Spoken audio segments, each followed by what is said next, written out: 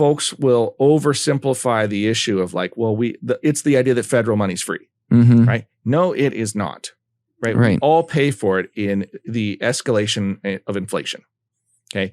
And the cost of more expensive, like more government means more cost of government, which means more recovery of cost of government, which means more taxes or more fees. There it is.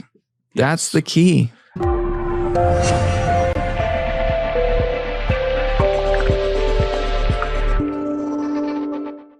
All right, gang, it is that time of the week. I am stoked to be here with you. This is Dave Littlejohn, host of the True Well Show on this, the best Tuesday you have had all week. In studio with me as mostly... Yes, Matt Dixon. Yeah, I would say always, except for the times when sometimes I'm not in studio.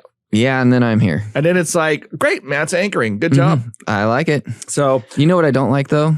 All the wildfire smoke. Because no, I'm not a fan. In the heat, it's hot, it's smoky outside. I will say this. I had some advice from a friend of mine, and I think this is really good advice. Walk outside for a minute. Really soak in the misery index. And then remember, sometime in January when it's dark and cold and rainy and nasty, you'll wish it was. You were complaining about the heat. Yeah. It's days like today where you're happy to have a desk job, right? Where it's like, oh man. It's really something. I mean, I know here's an interesting one, right? It's hot enough that it may not be a good idea to open your windows at night. Yeah. Right. So if you do not have air conditioner, you are suffering. Oh, okay, definitely. Like you are suffering. And I realize that this is kind of the week, probably. Like it seems like once a year we get like that week in August. And I think we are there. Yeah. So this is the week of misery. Yeah. We are cresting right now on the thermometer. And likely starting next week, we'll start that downward slide.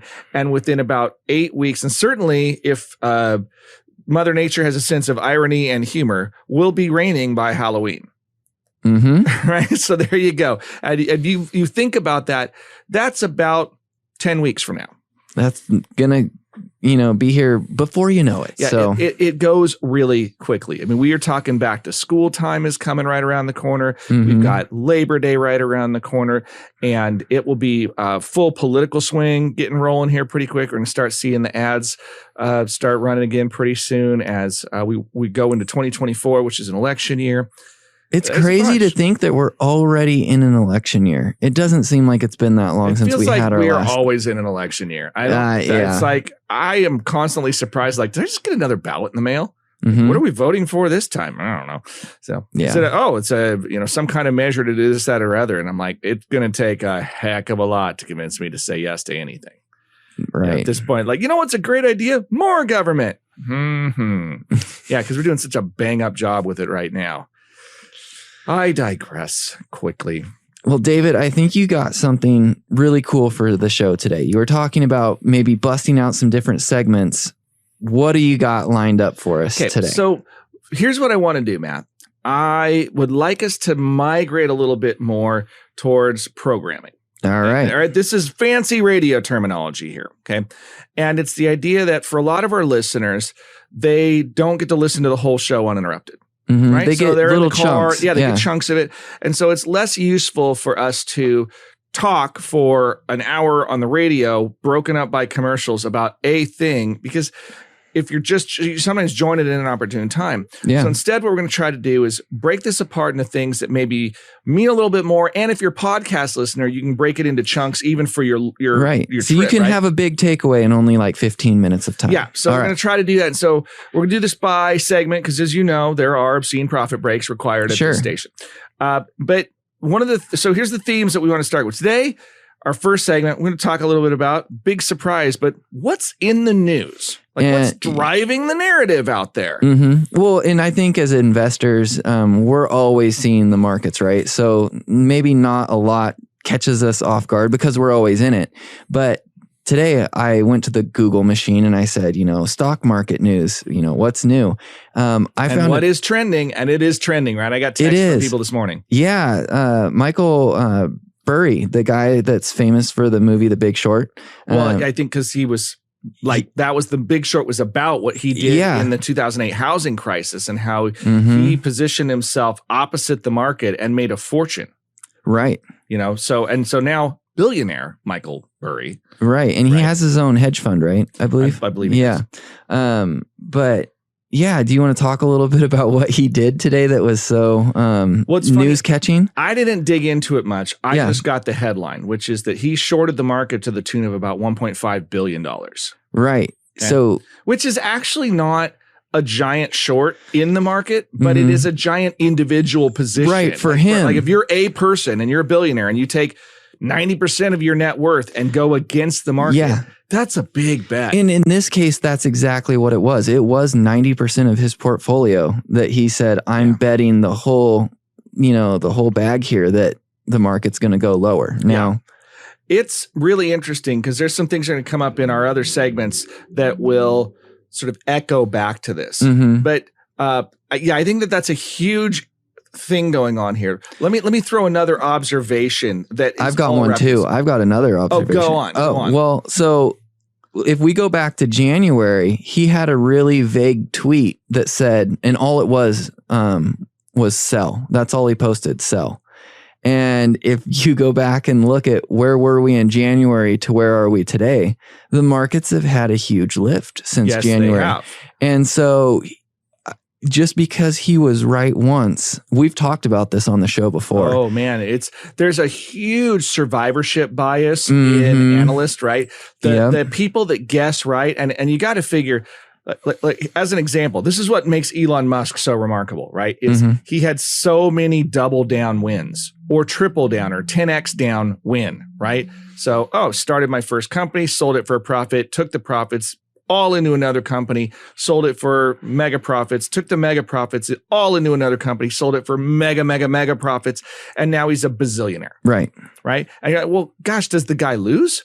Right. But if you consider for a moment that out of the however many billions of people, like somebody wins the lottery. Yep. And so somebody ran the gauntlet and didn't get touched. And in this case, apparently it was Elon Musk. I mean, maybe now that's changing, right? Who knows? Right. And I look at this guy and I say, okay, he made one really good call and it made him really, really rich. He could have some data behind the scenes that is absolutely powerful data that in all of his signals could point to where we do get a pullback. Yeah. But the reality is the market doesn't care because what about greed? What if people don't want to sell? What if there is an enormous amount of greed in the market and it pushes it even higher from here and he loses it all, even though his data was great? Exactly. Data doesn't force the market's hand. No. Right? It gives you a best guess. As the markets will move, right? It's this mass psychology and data doesn't do it. No. Okay. It helps. It gives you an indication. But the survivorship bias concept is, you have 100 analysts and 50 of them make a call that the market goes up and 50 of them make a call that the market goes down. And then that market does what it does. And half of those were wrong. Now you have 50 analysts left and 25 of them say the market's going to go up and 25 say the market's going to go down. And there's 25 left because the market does what it does. Right. And you keep whittling it down until, this one person made a whole bunch of money because they've made 6 calls in a row, but was it because the call was prophetic or because they just were the ones that got the sequence of returns right? Right. And because you're only as good as your next call. And what we've established is data does not compel markets to do anything. It's just a reflection of what's going on. And, we've talked about black swan type events before where something that you did not see coming, something random pops up and it alters the entire course of the markets. Right. I mean, like as an example, I'll just kind of come out on record. This thing about Michael Burry is I don't necessarily disagree with the guy that there are like all the data things that I'm looking at. I go, wait a second. So rates are going higher. Or, rates are high, slated to go higher, especially relative to what we've seen in the last 2 decades, basically. And then stack on top of that. Wage inflation, gas prices being massive high. Inflation that we've seen after massive dislocation because of the printing of money, right? We didn't actually create capital. We created money. And then we dislocated the value of everything and sort of shook the system up a lot. Now the ramifications are all pouring through. We have cultural issues that are going on. We have a lot of headwinds for this economy, and yet it persists, right? It's true. And so there's an old joke, right? That the markets can remain irrational longer than you can remain solvent. Mm-hmm. So my job, and I've had people ask me about this, is not to make the next remarkable economic call, because that's not what does it. But as an investor, it is to figure out where the opportunities are with the highest probabilities of success over the appropriate time horizon. Because this one also gets me, right? If you are not selling today, all you're really getting is a snapshot of psychology, not a snapshot of value. Right. Okay. Listen That's to that powerful. again. We're not just getting a snapshot of value. Like, we're getting a snapshot of psychology in the markets. And the psychology is who's willing to buy from you or not. Circumstances can drive that too. This is why I don't put a tremendous amount of stock in insider buying and selling. While I don't think it's irrelevant, I don't think that it wags the dog nearly as much as people think, because lots of people have reasons for buying and selling in their personal life. And it may not have to do with the health of the company. But people tend to look for data points as if they will make it real. But they want it to manifest into reality. And that is the nature of mass psychology, is that, hey, all the lemmings are running this direction. And you go, why? I don't know, but we better go. And so I'm more concerned about what's the value and the psychology snapshot when you need to sell. And if you're patient, you can be opportunistic about selling in the times when the psychology value is high. Because ultimately the markets will reflect that, and who's willing to buy it and who's willing to sell it. Right? There's a lot of companies that I can't look at the value on paper and make any sense of it, but somebody's willing to pay more, which means the bigger fool theory is in play right now. So you could still be profitable because there's a bigger fool than you. Could happen, right? Maybe you're not really a fool. Maybe you're playing everybody else for the fool, but you get the idea. So anyway, yeah, it's just fascinating to me to look at, what's in the news. And my takeaway from this is, like, so often the data does not compel the market to do anything. It does not. Right? It's still a snapshot in time of the buying and selling conditionality. How many buyers versus how many sellers, and what's motivating them in that moment. Right. Because, I mean, you could go back and argue back in January when we were at low points in the market, rates were lower than they are today. And everything's played out kind of how we thought, right? I mean, rates have continued to trickle higher. Things in the economy still haven't magically fixed themselves, yet we're a lot higher in the markets today than we were to start the year. Right. And a broken clock will be right twice a day too, right? So you can say, look, we got all these reasons to think maybe Michael Burry's right. Maybe this call is it. And in fact, maybe he's got enough influence or sway over the markets because of a few big calls previously that lemmings change direction. Right. On his call. They could. They really could. You don't know. It's possible. So I don't know per se, but I will tell you, there's a lot of structural headwinds, a lot of challenges in this market environment and this economy that by no means make it a slam dunk that everything's going higher from here. But it also doesn't mean that it won't. Correct. Okay. And that's the key here. And that's why we still invest with a longer term time horizon, and quality matters. It does. So there you go. We are talking about, the new segment this time, we're talking about what we saw in the news, but we're going to talk a little bit about what we're not seeing in the news.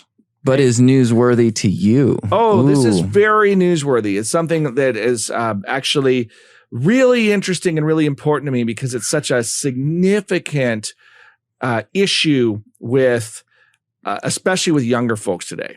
And I think it's a structural issue in the marketplace that we cannot ignore. It's also something that I think may be leading us toward some really interesting challenges in the future.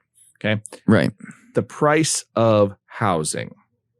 I feel like that is on the forefront of a lot of people's conversations right now. Sure. Because we're looking at higher rates. We're looking at the cost of homes and we're saying, does it pencil? It was especially if you don't have a home. It was a shock seeing how much prices have continued to rise in spite of much higher rates. And so people are spending significantly more of their income to get into homes. And a lot of that is due to inventory concerns, right? Like there just aren't enough homes. Well, let's talk about all of this real quick. Let's just talk about the backdrop here and some of the data, and we're just high leveling this, right? There's actually, I came across a fantastic video on YouTube. I was listening to, I was out walking the dog the other day. It's kind of a thing that I do now is walk the dog, listen to, and so it was all about the cost of housing. And there was some really interesting things at play. One, the shrinking or vanishing starter home. Right. This is a real problem because the starter home, as sort of defined when this individual was speaking, was about a 1,400 square foot, 3-bedroom, 2-bath place, right? And when you start to inflation adjust for things, this was a home that back in the probably 70s was a $50,000 home and was pretty common to see built. We just don't see them anymore. They're just not being built. And there's a lot of reasons why. But one of the biggies is just the cost to put a shovel in the dirt is so high now. Right. They said the average permitting fee, I think, was around $50,000. Well, I know that was specific reference to Portland, Oregon. Yeah. Right. That Portland, Oregon, you're talking about nearly $50,000 in permitting fees. Average lot price over $100,000 now. So if you're $150,000 before you can put a nail in a board or a shovel in the dirt. Right. That's a huge starting point. Right, because that number that you talked about earlier when you said about 50,000 for a starter home, back then that's adjusting to today's pricing, right? Like the cost of the land and the house in today's dollars, $50,000. Well, that would equate to about a $250,000 house if you inflation adjusted. But the median starter home price is between $400,000 and $600,000 now. And if you look at that as a ratio relative to the total income, it used to be a home was about 4 times your annual salary. Now it's closer to 6 for the average annual salary for somebody in the country. So median income, it's a little under $80,000. So 4 times 8, right? $320,000 should be the starter home value. Yeah. But what we're seeing is 6 times that, $480,000. And that equates to problems for starters trying to get into the housing market. It's just really, really expensive. Right. And now you couple the rates on top of that, and interest rates are just making it really, really difficult. Yeah. Yeah. And so that is part of the structural problem here is you go, wait a second, you mean to tell me that interest rates are as high as they've been in practically 20 years. Okay. And you're going to tell me that prices inventory is year over year down for like a multi-year low. Right. And you're going to tell me also that people are not moving because they can't afford to move somewhere else. So it's slowing the number of transactions in the real estate market. It's a really ugly recipe, especially if you're young in this marketplace, where you're going to come in, start at the lower end of the earning curve, and houses are disproportionately expensive. Right. And we are seeing certain markets now where it's just basically impossible. Like, I don't know how anybody buys a starter home on a starter salary or any home in California. Like the homelessness issue is almost obvious. And you go, well, who's buying starter homes for $1 million+ and you're making $60,000 a year? That's not mechanically possible, right? Like, you're not making enough if you had 0 taxes to pay the mortgage payment right now. All right. So it sounds like we really need to relook at permitting fees. If that's one of the largest costs involved in getting these homes put up, we got to look at, I think you have to look at when I say structural, like what are the underlying causes of this shortage? And I think that it is a cocktail of many things, right? And I'm not even fully versed in all of this to know. I'm not a developer, but I think permitting is very expensive. I think a lot of the reason permitting is very expensive is because the budgets of the permitting agencies have also been driven by wage negotiation at a union level, by inflation, by the rising cost of healthcare and the issues that go with that and all the benefits that come with it. And so you have a lot of things that drive. Look how that loops costs. back to money printing. You know what I mean? Yeah. It's that all loops back to money printing. It's one of the things that I get fired up about is that folks will oversimplify the issue of like, well, it's the idea that federal money's free, right? No, it is not, right? We all pay for it in the escalation of inflation, okay? And the cost of more expensive, like more government means more cost of government, which means more recovery of cost of government, which means more taxes or more fees. There it is. That's the key. And so the fees are a way to recapture those components. And why are the fees so high? A lot of it comes down to stated price. Like we just had an insurance claim, okay? And it was appalling what it cost for some of the risk mitigation that had to come in because there was sewage involved. And so it meant like hazmat teams had to come in. And the prices that were charged as a matter of course, like it was just a line item that insurance companies have to eat. Like there's no competitive bid. It's just, this is the stated price and this is what the insurance company pays. So it's what everybody charges. And then everybody will sort of collude later, raise the price. And the insurance company is sort of forced into that scenario again of higher. And guess who pays for that? You. The homeowner. Yeah. The cost of insurance goes up. And so this is a pernicious cycle of everybody looking to get what's theirs. I think this is a really important thing that you're touching on because so many people are like, more regulation. And it's like, that comes at a cost. No, more competition, more transparency in price. Right. That goes back to that capitalist mentality of like, I would love for somebody to try to call in and explain why prevailing wage is a good idea. Like, why is it a good idea to use prevailing wage? Because the only thing I've ever heard is, well, because a union environment has a minimum standard and they would not be competitive against a non-union environment. So we need to do prevailing wage so that we're comparing apples to apples. To which I would say, why would the taxpayer have to pay a premium automatically? Right. Okay. And I'm not attacking unions. That is a misunderstanding of my position here. I hate it when people do that too. They're like, oh, you're going after unions. Like, no, that's not the point of what I'm doing. Like, I'm going after at least a free market. You just want a free market. Yeah, I want a free market. You just want the ability for a private company to come in and bid it. I want the ability for the best price to come in. But I also want accountability because I know what happens is, oh, well, what if somebody comes in, they underbid, they get the contract and they don't perform? Okay. I think that there should also be a loss of contract component where somebody else could bid to pick it up. And then I think that you should be forbidden from future bid at some point. Like you have to actually have benchmarks that you state. This is kind of my issue with defense contractors, right? You can't win the bid and then get a blank check afterwards. Right. Well, we bid for this, but we knew it would never happen. And we just took 4 times as long and spent 10 times as much for an F-35. Like, no, that's just not cool. And you cannot have these pernicious incentives in our system. Anyway, way off the rails here, but it's happening in housing. It's death by 1,000 cuts because everybody protects their little domain rather than what I believe really needs to happen, which is the system needs to be simplified. Well, and it's just destroying insurance companies. It is. Look at California and Florida where insurers are backing out. That's a really good sign that there's an issue. Yeah. If the insurance companies can't make money because the value of the home is so extreme that if something happens, they lose. Yeah. And they lose to that magnitude.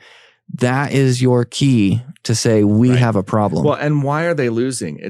It has to do with the fact that the cost to rebuild, they can no longer calculate it because it escalates so rapidly. They're like, how do we quantify the risk here?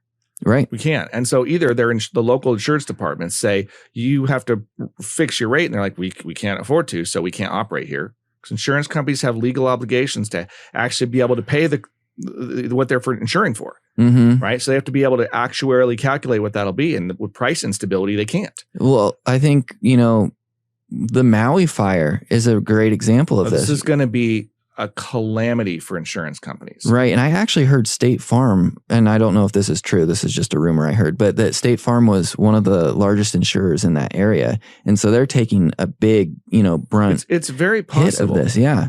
And so you look at, I think the average house in that area was over $1 million, like 1.2 million. And the whole place is gone. Lahaina's burnt to the ground. Yeah. Well, all right, let's just take one quick aside for that point. Yeah. Because you're right.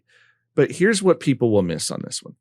It doesn't cost, like $1 million home doesn't cost $1 million to build. That's true. Right? You can build it for a lot less. You can build it for a lot less. The That's land a didn't really go good, away. Right? The problem is now, what if infrastructure is destroyed because it was so hot that it melted stuff underneath the ground? The sewer is wrecked or something. Yeah, I mean, sure. If there's that kind of damage, now we're talking about really big problems, right? But the insurance company could potentially come in and rebuild $1 million home for $400,000. Right. But we are talking about Hawaii in a time when, how do you keep that the market, those are new market forces are going to drive prices there. Right. Right. It's going to be super expensive to get labor. It's going to be competitive to get labor. And you can't get materials because you're not in a supply chain route. So everything has to be shipped in. Super expensive to rebuild for all of those reasons. And it's just going to get, when I say absorbed by the system, it's going to get priced into the system. It's going to make it that much harder. These headwinds will ultimately create a real problem in housing.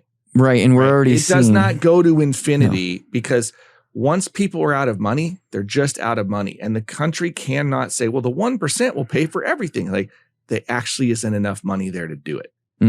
Right. You have to have a thriving middle class. And the question is, why is the middle class getting crushed so hard? And a lot of this is, it's counterintuitive, but the printing of money and the increasing of regulatory burden all contributes to squeezing the middle class. Yep. Right. It's the lack of transparency and the lack of competition in the marketplace. Right. If you had 20 times more builders, the cost to build goes down. What's funny is I feel like that's like the opposite of what politicians are selling today, right? Yeah, let's roll it all up into a few companies so that they control everything, right? It's like, let's shut down Twitter. So we're even less, or whatever's called now. Less competition? Yeah, give the whole market share to Facebook. Yeah. So, it's just, we all need to start thinking more about governing what? And what's the intended consequence and what are the unintended consequences? Matt says, who do you think wins the Democratic nomination?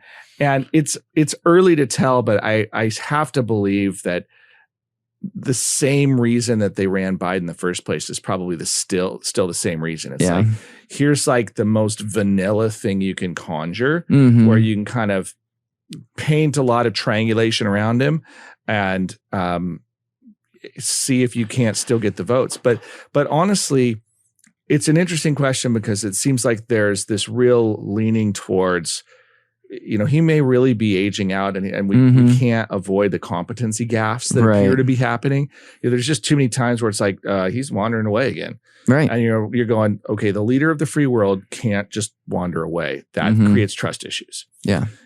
And I think William could really now argue that if that is truly what's going on, then the president's much more of a figure than an actual player in the game. Yeah. It's like, well, everybody else is really doing the work. He's just the one that people look at and you go, well, then why do we elect people? Right. Yeah. That's so like, what a cranky way to look at it, right? And I don't want to be that guy that's cranky about it, but I think it's just being realistic. Yeah, I think that it may be a first time in my active memory, but he may not get the party nomination because the age issue may be a very real issue. And it's not, I don't mean to be ageist or anything else. I just know that the demands of this job for an 81-year-old right, who has demonstrably lower energy than he was the last time he was, rallying for his election, that may cause pause. And I can also come out and say, like, without, my politics definitely lean more libertarian independent than they do anywhere else, but I fall on the conservative side. That's normal for financial guys, right? But I'll hear you out. Like, I'm very reasonable about hearing people out, and I want to hear the other side. So I'm not vitriolic about the other team, but I look at this and go, I don't know, man. You guys really want to, you going to try to play that card again? Seems like a risky bet. Yeah, I was reading a lot on it, and it sounds like the party's starting to shift, and they're saying, I think we might not run him. So which is dangerous because it creates a whole new election here. And you are seeing this groundswell. This is kind of related to what we were talking about last segment, this groundswell of folks that they're pretty angry with the way the system has basically piled on more and more to the middle class. And what we get is lip service about, we're going to do something, but nothing really gets done. Right.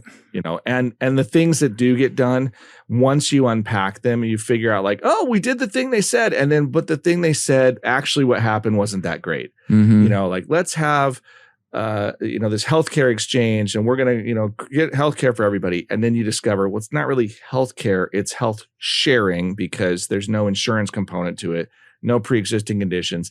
And we had the most adverse risk class sign up first, which skyrocketed the price up. Right. So, oops.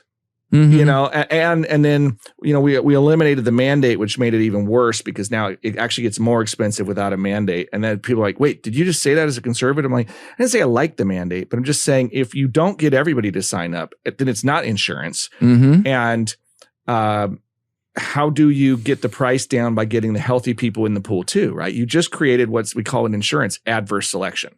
Right. It's maybe like, what if we let everybody in Maui that didn't have homeowners insurance buy it now? That's a really good example. Right? Like, well, the house already burned down. It's cool. Just go buy insurance and then we'll rebuild your house for a fraction of what it would cost. And any sane you were person paying would be into like, the pool. Whoa, we can't do that. I was like, of course we can't do that. But that's what we're doing with healthcare. Totally what we do with healthcare. Yep. And then what you get is the compassion card they play. Like, well, what about, these are human beings. You can't just do that. I go, no, but what about the business behind insurance? Like, do you want it to cease to exist? You got to find a better way than it's why the discussion of Medicare for all is relevant. Even though I would tell everybody, like, it wouldn't be Medicare for all at the price we're paying. If you tried to get Medicare for all, it would change the system radically. Outcomes are not likely to improve because you're going to diminish competition and you're going to diminish incentive for people to come up with new medical treatments and so forth because there's no longer profit in it. And you're going to have to put more money into the premiums because you don't just have there's a bunch of people that are paying into it that aren't using it right now. You have to have enough money to pay the stuff out. Yeah. So the claims that come in, you have to pay a lot more money. So your personal Medicare tax would go way up. Basically the equivalent of whatever health insurance premiums you're paying now would have to start going in. Right. Okay. It's just Medicare for all is an interesting instrument for forcing everybody in. And academically, it sounds interesting right now because you would say, well, but Medicare has the most pricing power, so they can negotiate the best rates for hospitals. All true, right? But how do you stave off what ultimately becomes state-run medicine, where we've seen example after example of state-run medicine where the outcomes begin to decline and the waiting times quality of care goes down. And that's the issue. It's like right now we have this very expensive but still relatively decent outcome system. It's not perfect. Right. We have some areas with better outcomes than others. And, people with more resources can afford better outcomes kind of thing. Not perfect. But the alternative would be like everybody gets the same shoe size. I'm like, well, so I don't have to solve. I just know it's not perfect. Right. Fair enough. Okay, Matt. Yeah. Tell me something about this was your segment, right? Yeah. Easy ways or not so easy ways to build wealth. What do you mean? I think this is what everyone really cares about at a core level. You want to know ways that you can do better or ways that you can improve your situation. And so I thought that would be a reasonable segment.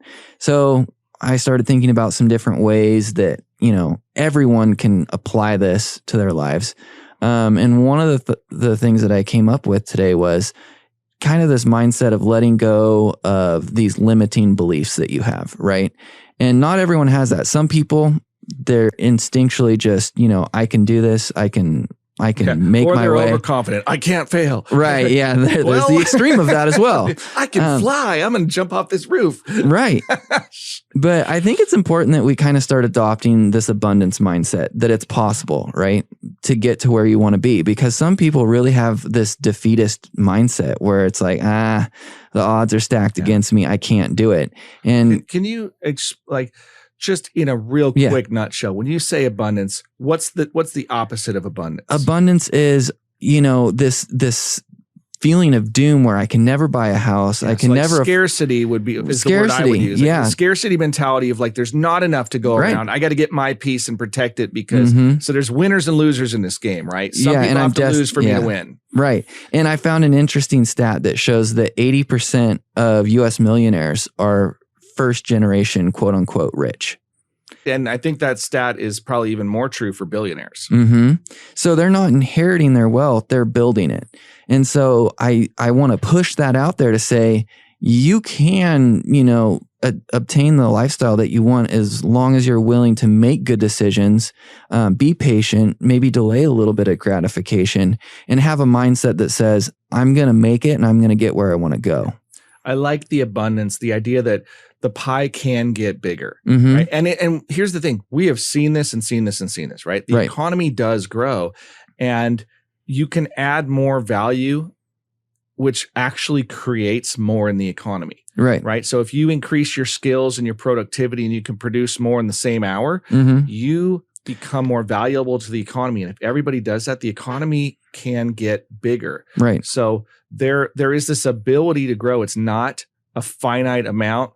There's only so many diamonds in the world, so we have to fight each other for them. No, there's actually the ability to create more diamonds in this example. I think you need to be able to self-reflect a little bit, because there was a study by Purdue University that talked about by the age of 7, you have established financial habits, which seems crazy, but it's a learned behavior often from the people that you're around. And so I think a big part of this is being able to step back and really assess and say, are these habits that I have good habits or not? And if they're not good habits, you have to have the willpower to say, I want to change, and then taking the steps to change. Yeah, because here's the thing about habits. They can be learned. They can. And high income isn't enough. No, in fact, high income there's no guarantees, and high income means high tax bracket. Right. So that's not the magic. It doesn't hurt, but I think the temptation is the higher my income, the higher my lifestyle. Yeah, you got to be intentional. Just because you make a lot of money doesn't mean you're going to be wealthy, because if you spend it at the same rate that you make it, well, congratulations, you're still in the same boat that you started in. Right. You just have a lot, fancy stuff. Now, maybe you get great experiences. And that's a real Gen Z kind of thing these days, is that experiences are a premium over stuff. They probably have that right, in my opinion.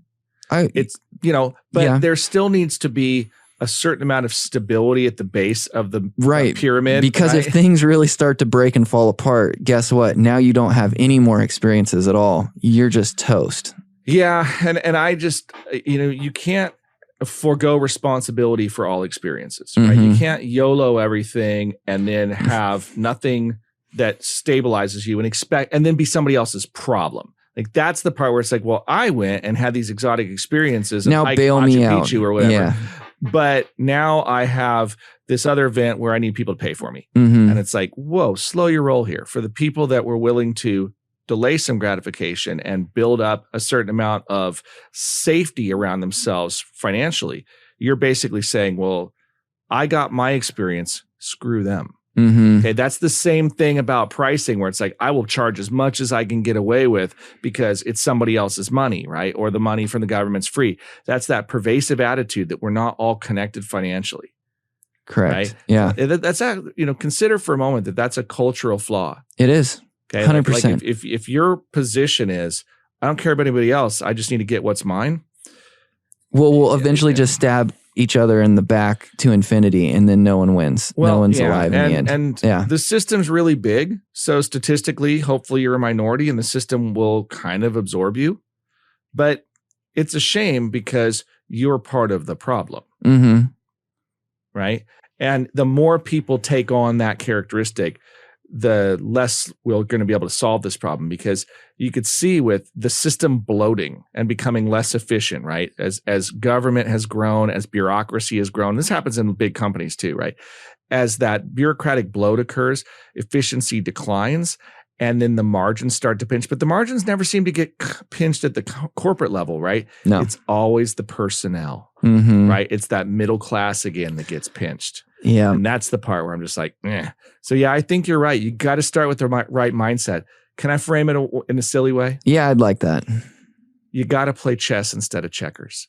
Perfect. You're thinking more than one move ahead or two moves. You're thinking about dozens of moves and dozens of strategic options, and you need to both play offense and defense at the same time. Yeah, and if you struggle to play chess and you only play checkers, start writing down a list of what your future could look like. It'll force you to put it on paper and really start thinking more than one step ahead. I do love that, right? It starts with having a vision and then developing a strategy. Right. We had a lot of fun today covering, I mean, I think it's been a really interesting ride. We've covered everything from stuff in the news to stuff not in the news, structural issues. We kind of flirted with politics, which I know is a lightning rod, but whatever, I'm going to do it, right? And I love Jesus too, so there you go. Now I pissed off everybody. But you know, we were talking about in that last segment, we're starting to we were just coalesce around attitude around wealth building. Right. And you've got a really interesting kind of final thoughts for like, and we got to do this quick, right? If you could give an investor like a little advice, yes, what would it be? Okay. First off, invest, don't gamble, right? Some people have this mentality that I just want to double my money real quick or triple my money. The reality is life doesn't really work that way, or everyone would be rich, right? So investing is for the long run. This isn't Las Vegas. Make your money work for you over the long run. Okay. What do you got for me, David? Well, I think, and we talked about this one at the break too, it is at some point you've got to own accountability in your decisions. Yep. Okay. When it comes to investing, now maybe the decision is to hire somebody else. Haha, we know people, right? See me after class. But maybe it is, I just need to make better financial decisions about operating within a budget, whatever it is. But what I can tell you when it comes to finance is you may be really skilled at shifting the blame to somewhere else, but it won't be effective. Right? You got to really Blaming stop somebody and else think. Means you play victim, and you know what? You still have lousy financial outcomes. So at some point, you say, if it's going to be, it's up to me. You got to turn the brain on. Yeah. Yeah. Totally turn the brain on, make good decisions. Okay. And maybe that decision, this is where you get, okay, it's the end of the show, so shameless plug, right? Good decisions, maybe it means that you need to bring in good advice. Okay? Absolutely. So there's no shame in that. No, there's no shame, and it's no secret. While we really try not to promote super hard on this program, if you don't have somebody in your world, we would at least like to help you migrate that direction. Okay, maybe we're not it, but maybe we can be a resource that gets you where you need to be. Matt, how can somebody reach us? Give us a call at 541-375-0898. You can also text that number. You can email us at info@littlejohnfs.com, or just go to the Google machine and type in Little John Financial. Right. You will find us. Exactly. And so do your homework. You've listened to this program, kick the tires, look around in there. But if there's just a question that you have, initial consults are free. We do that on purpose, right? We don't want you to feel any pressure. We're not going to try to sell you something. We just want to see if there are challenges and solutions that we can because not everyone's a good fit. Yeah, and that is okay. But as we like to say, not everybody becomes a client, but we can help anybody. So if it needs to be you, give us a call, 541-375-0898. Until then, we are out of time. So thanks as always for joining me, and have a great rest of your Tuesday. Yeah, I'm Dave Littlejohn. And Matt Dixon. And you're listening to The True Wealth Show on News Radio. That.